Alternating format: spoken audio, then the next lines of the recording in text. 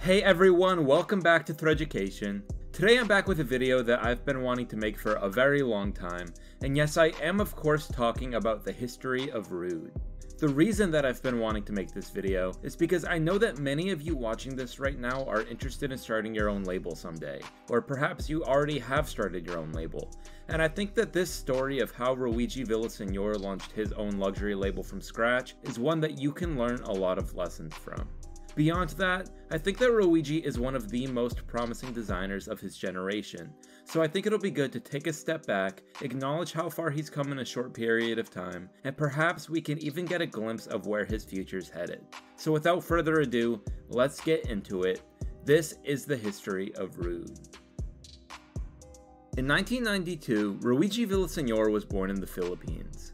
All things considered, he came from fairly humble beginnings, but thanks to his father's job as an architect, he was able to spend time in different parts of the world at a young age, such as Saudi Arabia, Hong Kong, and Thailand. The opportunity to experience these different cultures undoubtedly played a part in the way he viewed the world growing up, but the Philippines was where he called home. At least that was the case until 2001, when political unrest in the country forced his family to move to the United States. They settled on moving to Los Angeles, a city that Rhuigi would one day grow to know and love, but at the time it was a very difficult transition for him. The move was so abrupt that they really had no time to prepare for it, so upon their arrival, his family had nowhere to stay except for his aunt's living room, and even after that, they only had the resources to move into a one-bedroom apartment. To make matters worse, 9-year-old Rhuigi hardly spoke any English, so you can imagine how hard it was for him to fit in. In hindsight, this may have actually worked to his benefit, because his inability to communicate led him to become incredibly observant in ways that his peers were not. For instance, like most other kids his age, Rhuigi gravitated towards basketball and rap music, and living in Los Angeles, the figures he looked up to the most were Kobe Bryant and Tupac. But because he really couldn't understand what they were saying, he paid more attention to visual cues, like what they were wearing and how they styled it. Over time, his English improved, and his interest in things like basketball, rap, and other facets of pop culture helped him blend in among his classmates. But that observant eye of his continued to develop. During his high school years, one of the things he noticed was that a lot of other kids at his school didn't necessarily care about how well they were dressed, but they cared a lot about the brands they were wearing. Taking note of this, a light bulb went off in Rhuigi's head. With his family just barely being able to make ends meet, he was desperately in need of a way to make money. So he headed to a nearby store, bought a bunch of affordable vintage clothing, then ripped the tags off of expensive designer clothing and sold it to other kids at a premium. Maybe not the most moral hustle, but at the end of the day, he was just a teenager trying to support himself, his customers walked away happy, and most importantly, this served as his first real introduction to the power of branding. To be clear, the lesson was not that you can just go around tricking people, the lesson was that fashion has everything to do with perception. If you successfully create the perception that something is a luxury item, it will warrant the demand and price tag that one might expect of a luxury item. Ripping the tag off of a Saint Laurent jacket and stitching it to an LL Bean jacket sort of lets you skip the hard part here, because the name Saint Laurent is already associated with luxury, but if you can create the same perception with your own brand, then it's basically a goldmine. I'm not saying Rhuigi would follow this path, because as we'll see in a bit, he would actually go on to create extremely high quality clothes that genuinely deserve the title of luxury. But the point is, this was his first time seeing that there was real money to be made in the fashion industry and that it was actually a viable career path. Now, beyond the simple fact that he could make some money, Rhuigi was beginning to discover his own personal style. And perhaps unsurprisingly, his interest in basketball and rap music led him to an interest in streetwear. For the most part, this meant wearing cool graphic tees and sneakers, but he always found unique ways to style himself. In a later interview, his sister Roxy would say that he was seen as a trendsetter at their high school, and anytime he'd wear something, it wouldn't be too long before other kids started wearing it as well. Once again, I think this can be attributed to his observant eye, because he was not only able to identify trends, but he was able to predict them. So from pretty early on, it was clear that Rhuigi was cut out for a career in fashion, and that's something he was beginning to realize himself. But he recalls that his father wanted him to pursue a more conventional career path, like becoming a doctor. You can't really blame him because he just wanted his son to have a steady job with reliable income, which is something that many entrepreneurs in the fashion industry struggle to achieve even when things are going well. But Rhuigi's commitment never wavered. Desperate to learn as much as he could, he made a friend that taught him the ins and outs of screen printing, and in addition to this, he enrolled in a fashion course that they offered at his school. While this was far from a formal education in fashion, he certainly made the best of it. One thing I want to emphasize here is that although Rhuigi is by nature very talented, he is also extremely smart. I think I've already made it clear that his approach to fashion was unlike that of most others his age, but just to put this into perspective, it was during this class that he developed his own chemical solution that could be used to create a sun-dried effect on his clothing. This out-of-the-box thinking is the type of stuff that separated him from the herd very early on. When everyone else was thinking about how to create the coolest logo or colorway, he was focused on perfecting the texture of his material. If you ask me, this is a very mature approach to design for a teenager, and it highlights the fact that Rhuigi was wise beyond his years and wise beyond his peers. You see, he ended up graduating at the top of his class and was his high school's valedictorian, but unlike a lot of the kids that he was graduating with, he didn't really know what he wanted to do next. He was smart enough to attend a top university, but his financial situation didn't really allow for that. And even though he'd fallen in love with fashion, he wasn't really sure how to make a career out of it quite yet. He settled on enrolling in an art history program at a local community college, if for no other reason so he could say he was going to college, but he ended up dropping out after just 1 week because he couldn't force himself to do something that he wasn't truly passionate about. That said, the only option left was for him to shift his attention towards what he was passionate about: fashion. Hey guys, I just quickly want to pause and let you know that I've officially partnered with Farfetch, and right now you can use the code THREAD10 at checkout for 10% off when shopping some of the biggest brand names in fashion. This is a website that I myself use when shopping for new pieces because they really do have a great selection and there's constantly new things being added to the site. After this video, maybe you'll even want to go and check out their selection of Rhude because they not only have newer pieces, but they have pieces from past seasons as well. I'm going to put a link in the description for you to go check that out, and remember to use the code THREAD10 at checkout for a 10% discount. Now back to the video. Fortunately, he was able to land an unpaid position working for Tisa, the streetwear brand founded by Taz Arnold. In case you aren't familiar, Taz Arnold is a creative who has a history of working with some of the biggest names in fashion and music. You may recognize him from this famous photo taken in 2009 when he joined Kanye and Virgil at Paris Fashion Week. He worked closely with Kanye on his unreleased clothing line Pastel, and in 2015, he actually produced several tracks for Kendrick Lamar's To Pimp a Butterfly. But as I just alluded to, his real claim to fame was his streetwear brand Tisa. Tisa, which stands for Taz is So Arnold, skyrocketed in popularity after its signature snapbacks made waves through the streetwear community. The premise was basically that he'd take a snapback, stitch the brand's multicolored logo into the side, and then mark up the price drastically. Tisa did also have its own line of apparel, so it's not like that was the entire business model. But all things considered, it wasn't too different from what Rhuigi had been doing with vintage clothing from the thrift store. For that reason, Rhuigi credits Taz with helping him realize that the line between luxury fashion and streetwear was much thinner than most people thought, and that in some cases, with the correct brand positioning, you don't really have to pick one or the other.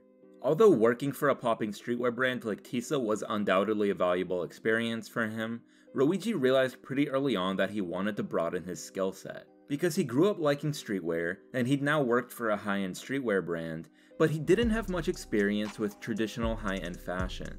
In other words, he wanted to bridge the gap between making screen-printed t-shirts and making actual cut-and-sew garments. With that in mind, he decided to enroll in pattern-making classes. Pattern making is essentially the process of creating a 2D template that can be used to cut the actual fabric for a piece of clothing. Getting the right measurements and proportions can be extremely difficult, but Rhuigi knew that mastering this skill would take him to the next level, and he actually had some luck on his side here because his mother just so happened to be a tailor. She was able to help him learn a lot of the fundamentals like stitching and sewing, so she really did play a big role in helping him develop the foundation of his technical skill set. Being the quick learner that he is, it didn't take long for him to get the basics down, and in search of a more hands-on experience, he applied for an internship with the menswear designer Sean Sampson. Sampson had just recently launched his eponymous label after graduating from the legendary design school Central St. Martin's in London, and having been born in California, he decided to base his studio in Los Angeles. This was the exact type of opportunity that Rhuigi was looking for, and because he possessed a useful skill such as pattern making, Sampson was happy to have him on board. From the outset, working for Sean Sampson was an eye-opening experience. Rhuigi was now witnessing firsthand everything that went into running a high-end menswear label, and he soaked up every bit of knowledge that he could from the Central St. Martin's graduate running the show. In a sense, you could probably even say that this was his version of design school. He was just there to learn as much as he possibly could, and that's exactly what he did. But while all of this was going on, there was something very interesting unfolding across the country in New York City. It's no secret that New York City is the fashion capital of the United States, and back in the early 2010s, streetwear was controlling the entire conversation. In a later interview with Idea Generation, Rhuigi reveals that he was paying particularly close attention to one brand called Alien NYC, because something about their pieces just happened to catch his eye, and he liked the idea that they were a part of this ongoing streetwear movement. Seeing this, he got to thinking about how he could create something similar back in LA, and that's when he arrived at the idea that it was time to launch his own brand. Between working for Taz Arnold and Sean Sampson, he'd already accrued a fair amount of real-world experience, and as I mentioned earlier, he had an affinity for anticipating style trends. So all in all, he felt like he was in a good position to give it a go, and that's what he did. But ultimately, this new venture of his would end up being a short-lived one. You see, he named this new brand Primitive, and he intended for it to be a creative collective similar to the one that Alien NYC had created. But not long after getting started, a store opened up in LA under the name Primitive, and this pretty much threw off his whole branding effort. He couldn't really promote the brand without people thinking it was associated with the store, and because he hadn't had the foresight to trademark the name, there was really nothing that he could do about it.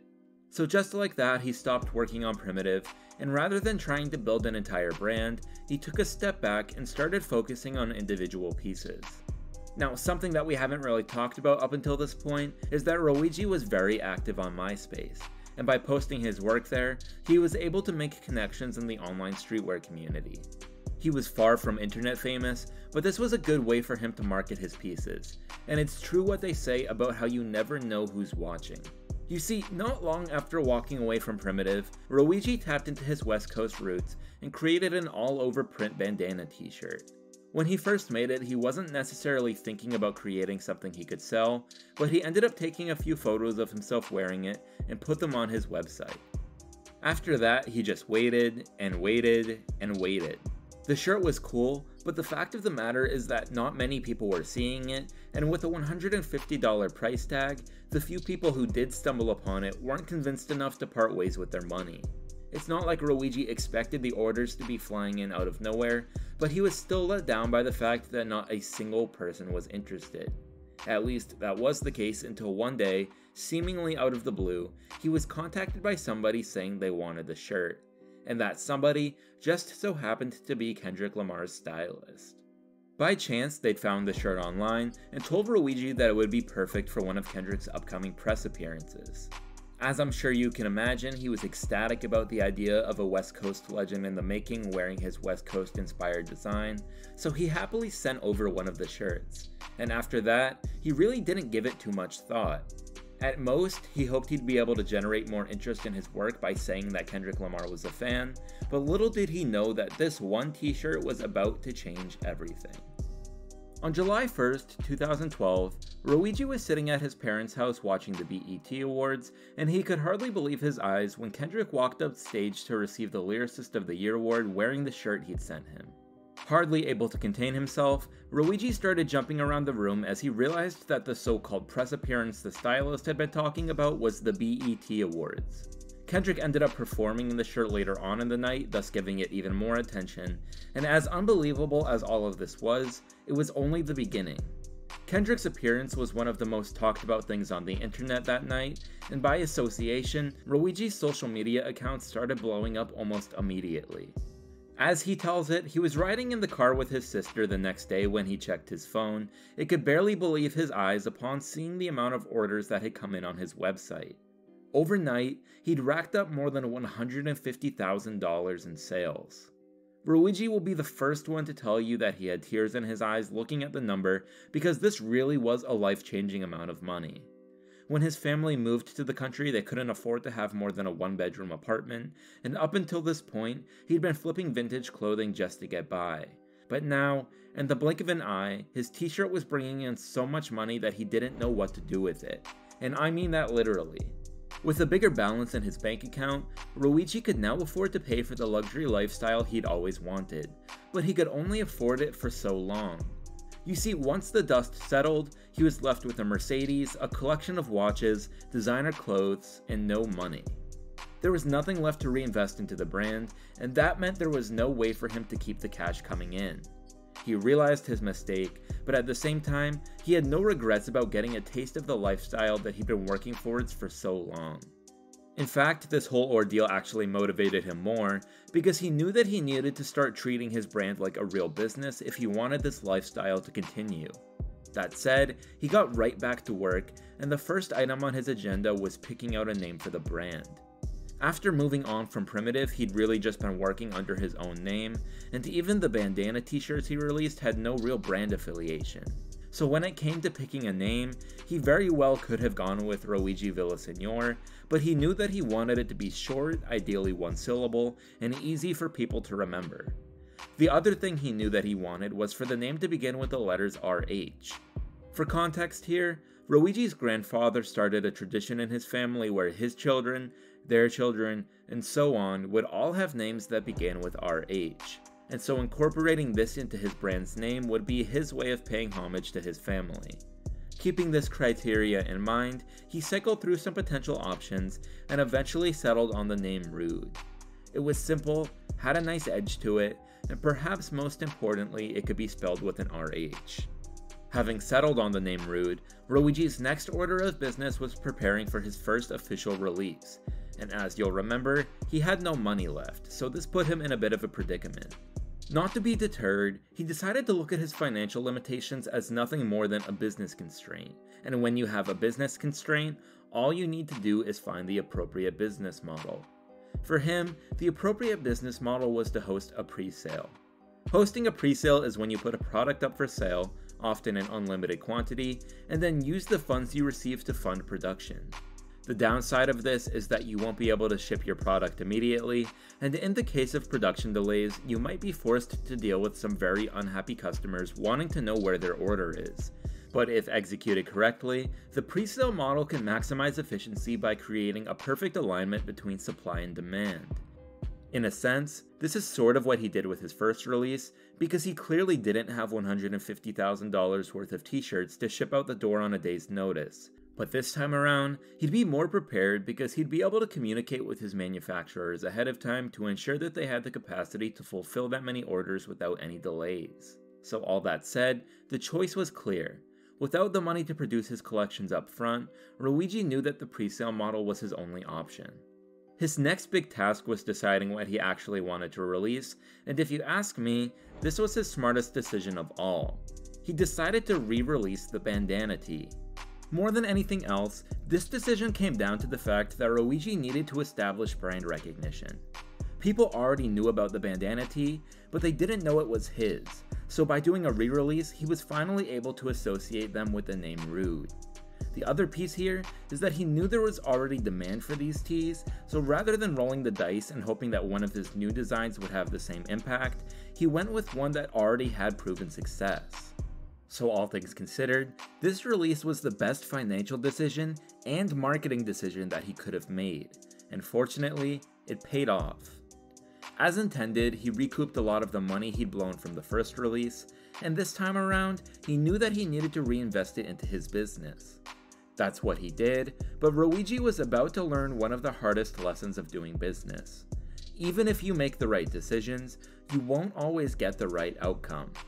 After the bandana tee, he released a couple more pieces with different streetwear / vintage inspired graphics, including one inspired by the Marlboro logo, which has since become one of Rhude's signature motifs, and for the most part, these two were a great success. But where things really fell apart was with the collection that he called Revolution.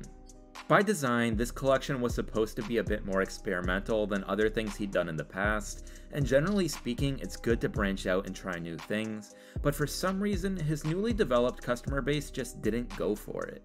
I'm not necessarily trying to make a pun here, but this really was a Rhude awakening, and for the second time in the brand's short history, Rhuigi was forced to go back to the drawing board.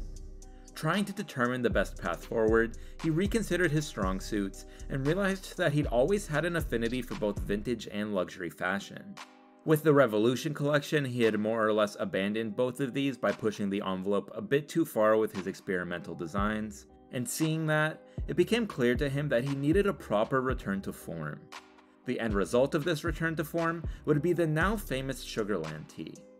To put it simply, the Sugarland Tea perfectly blended everything that Rhuigi's customer base was looking for. The graphic on the front, though slightly ambiguous in meaning, drew to mind the aesthetic of highly coveted vintage pieces like the Nirvana tee, and at the same time, the actual quality of the garment was equal to that of a luxury brand. In short, Rhuigi had another hit on his hands, and you could even say that the success of the Sugarland Tea rivaled that of the bandana tee. This gave him the spark he needed to continue going, and from there on out, there was no looking back. The first thing that Rhuigi did with his money from the sale of the Sugarland Tea was plan a trip to Paris, and this was actually a significant moment in his life because something we haven't really talked about yet is that while all of this was happening, he and his family were quietly waging a legal battle over their immigration status. In fact, a lot of the money he'd been earning was going directly to an immigration lawyer, but fortunately, he was able to get everything settled, and once that was done, he was finally, for the first time since moving to the US, able to leave the country without fear of being barred from re-entry. So even though he'd promised to continue reinvesting his profits into the brand, you can see why this trip was much deserved, and in a twist of fate, it actually was an investment in the brand. Because while in Paris, he was able to set up a meeting with buyers at the luxury department store Barney's. For those of you who aren't familiar with how this works, luxury department stores like Barney's and Saks Fifth Avenue have employees called buyers who are in charge of determining what brands they're going to stock at the store. To even get a meeting, you usually need to have some proof of concept, meaning evidence that people are interested in your brand, and between the bandana tee, the Sugarland Tea, and a few other well-received pieces, Rhuigi had enough proof to get his foot in the door. So once he arrived in Paris, he went to meet with the buyers at Barney's, and much to his delight, they agreed to place a massive order. Not only did this provide him with a major influx of cash, but it really did take Rhude to the next level. Just like that, he went from being this young kid selling clothes online to being the owner of a brand stocked at one of the largest luxury retailers. In the moment, he felt like he was on top of the world, but little did he know that it was all about to come crashing down. The order placed by Barney's was larger than any that Rhuigi had fulfilled before, and thinking that he was making a smart business decision, he hired a new manufacturer that promised to deliver all of the products within the time frame he needed and at a lower cost. It almost sounded too good to be true, and that's because it was. When Rhuigi finally got the pieces in hand, the quality was way worse than what he'd been expecting, the proportions were hardly what he'd asked for, and they were littered with factory defects. Now this really wasn't his fault, and if anything, it just came down to the fact that he had a lack of experience dealing with large-scale manufacturers, but nevertheless, the problem was his to deal with. He knew that his customers wouldn't be happy with this quality of product, and he knew that sending these pieces to Barney's would make for a bad first impression. The bottom line here was that the clothes didn't live up to the extremely high standards that had been set for Rhude, and with that in mind, Rhuigi made the very difficult decision to scrap all of it. Again, in his interview with Idea Generation, Rhuigi estimates that this sent about $250,000 down the drain. And that doesn't even include what he had to pay to have the entire collection produced again by a different, higher quality manufacturer. Rhuigi himself admits that this whole mess nearly pushed him to the point of giving up on Rhude altogether, but somehow he was able to persevere and overcome this setback. Any hope that he'd had of profiting from this first order by Barney's had effectively been eliminated, but in a way, he'd earned himself a second chance, and this time around, he was going to do things differently. In case you haven't already noticed, a consistent theme throughout this story has been that each time Rhuigi faces adversity, he takes a step back, reevaluates his approach, and then adjusts his course accordingly. This is a formula for success that anyone can follow, but the reason that it works so well for Rhuigi is that when he reevaluates his approach, he is brutally honest with himself. For instance, after blowing the first check from his release of the bandana teas, he was honest with himself about the fact that he didn't want to stop spending money on the finer things in life, so his solution was to work hard enough to sustain that. In this case, Rhuigi had a major mishap with the production and fulfillment of his order for Barney's, and he was honest with himself about the fact that he needed help running his business. Make no mistake, it's not that he wasn't capable of handling the business side of things, but the reality is that this had become a full-time job, and it had gotten to the point where it was taking his attention away from actually designing. Without the designs, you don't have a business to speak of, so he knew that it was time to make a change. One of the first changes he made was bringing on George Robertson, a talent agent by trade who had a knack for business dealings and a deep appreciation for Rhuigi's work. He also brought in people to help with day-to-day stuff, including his sister Roxy, who had quite literally been there with him since the beginning. Right away, these changes had an impact, and in many ways, this truly was the beginning of a new chapter for Rhude. I mean, you have to consider the fact that Rhuigi had essentially been playing catch-up ever since his bandana teas blew up overnight. But now, for the first time in the brand's history, everything was coming together. His business affairs were in order, and he had the time and resources to focus on creating the masterful collections that he'd always dreamed of. For me personally, it's quite difficult to put Rhude's aesthetic into words. It started out with a handful of t-shirts, most of them vintage inspired, but as the brand evolved to center around seasonal collections, it became abundantly clear that Rhuigi possessed an incredibly unique design language. As discussed, much of its foundation was built upon streetwear, but it was infused with aspects of more traditional luxury fashion. One of my favorite examples of this is his leather hoodie. Hoodies are something that people wear casually in their everyday life, but Rhuigi turned it into a luxury item by reimagining it with high-quality leather. It's an incredibly simple concept, but the real challenge is executing it correctly, and here I think it's safe to say he did just that. Now going back to the brand's aesthetic, it seems that Rhude also draws heavily upon elements of both West Coast fashion and Americana. The West Coast inspiration started with the bandana tee, but paisley prints have since gone on to become one of Rhude's staple design elements. Then, in terms of Americana, I think that this has manifested in several of the brand's product types such as varsity jackets and bomber jackets. It's manifested in the brand's go-to materials, including denim and leather, and then it's also manifested in much of the brand's iconography, such as the Marlboro logo. In short, Rhuigi pulls inspiration from a variety of different sources, and I think that much of this can be attributed to his unique background. He was born in the Philippines, but got to experience several other cultures at a very young age. He moved to Los Angeles at the age of 9, giving him a fresh perspective on American fashion, and as he grew older, he gained experience working for both a streetwear brand and a high-end menswear label. Needless to say, he's preceded by a wide range of formative experiences, and this has undoubtedly played a role in shaping his design approach. Now, looking at the brand Rhude in its entirety, it seems to me that Rhuigi has created the perfect streetwear-inspired label for those with a taste for luxury. Given the luxury angle, it should come as no surprise that many of the brand's biggest supporters are rich and famous, and that includes the rap legend himself, Jay-Z. Outside of his own line, Rocawear, Jay-Z has never really been one to publicly associate himself with any fashion brands, which speaks volumes about the fact that he was willing to do so with Rhude. It's not entirely clear how Jay and Rhuigi connected. I've heard a rumor that it may have had something to do with George Robertson, who, as I mentioned earlier, is a talent agent, which means that he has many connects in the music industry, but whatever the case may be, all we know for certain is that Jay-Z is one of Rhude's biggest fans. He's been photographed wearing the brand on countless occasions, and has even been spotted sitting courtside at a Lakers game alongside Rhuigi. I think that alone is proof enough that Rhuigi has finally made it to the big leagues, but we can also point to the fact that numerous brands have started seeking collaborations with him. One of the things that I appreciate the most about Rhuigi's collaborations is that he uses them to connect with different markets. On one end of the scale, he's collaborated with what I guess you could call big-name, affordable brands such as Vans, Puma, and Zara to make collections that are more accessible to the everyday consumer. But then, on the other end of the scale, he's collaborated with a number of high-end luxury brands as well, such as Canada Goose and McLaren. I don't know how many of you are Formula 1 fans, but the collaboration between Rhude and McLaren is easily one of my favorite collaborations of all time. The collection itself is great. The campaign included driver Daniel Ricciardo, who coincidentally just announced that he'll be leaving McLaren at the end of this season. But more generally, I just love when fashion brands collaborate with non-fashion brands, because it serves as a much needed reminder that fashion exists beyond the runway. Speaking of which, I've sort of seen a trend over the past few years that suggests Rhude may be fully evolving into a lifestyle brand. For example, in 2019, Rhuigi teamed up with James Perse to release Rhude's first ever furniture collection.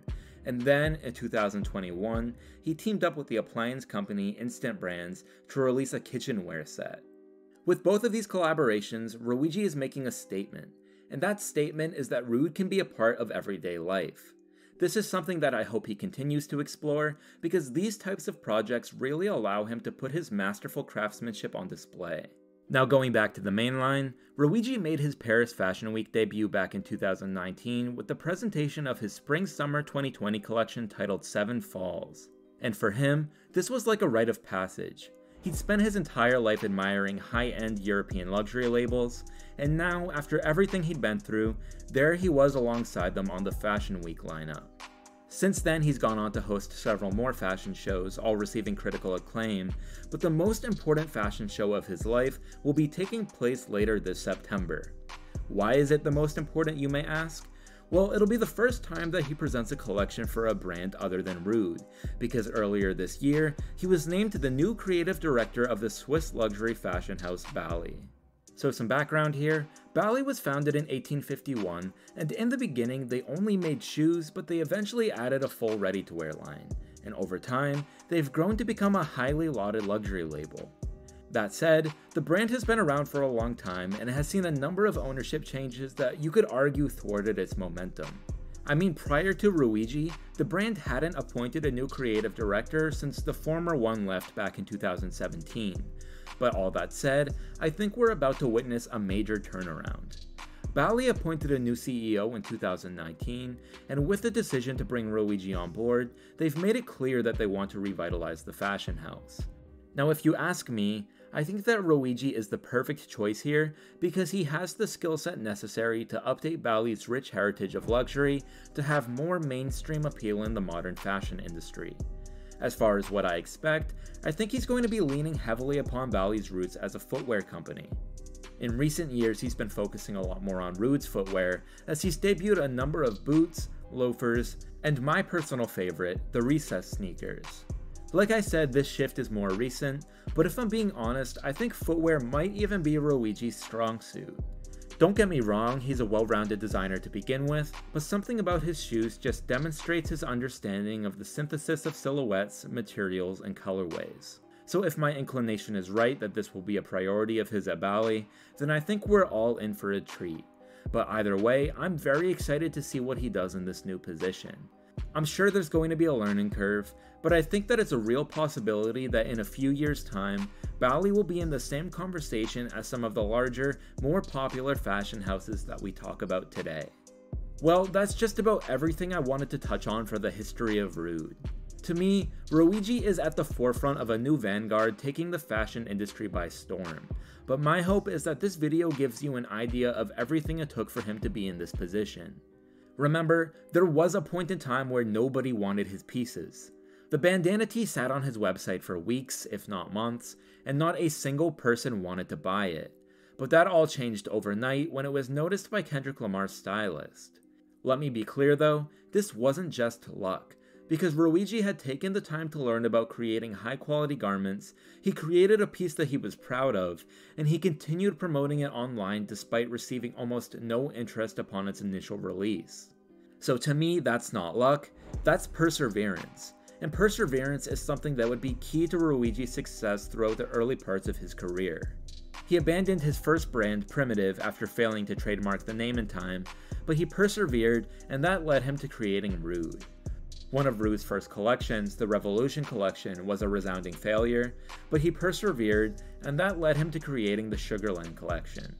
Then, after major production issues while trying to fulfill an order for Barney's, he was almost in financial ruin. But once again, he persevered, and this led him to bringing in the partners he needed to help get Rhude on the right track. Ever since then, he's remained on the right track, and now he's the creative director of 2 major labels, he's earned himself the support of legends like Jay-Z, and most importantly, he's living out the life that he's always wanted to live. Like I said in the beginning, I think that there are many lessons you can learn from this story about what it takes to make it in fashion, but perhaps the most important one is this: Rhuigi did it, and you can do it too. Anyways, that's all for now. If you liked this video, please remember to subscribe, turn on notifications, and for more fashion content, be sure to follow me on Instagram at threaducation. Other than that, thank you all for watching, and I will see you next time.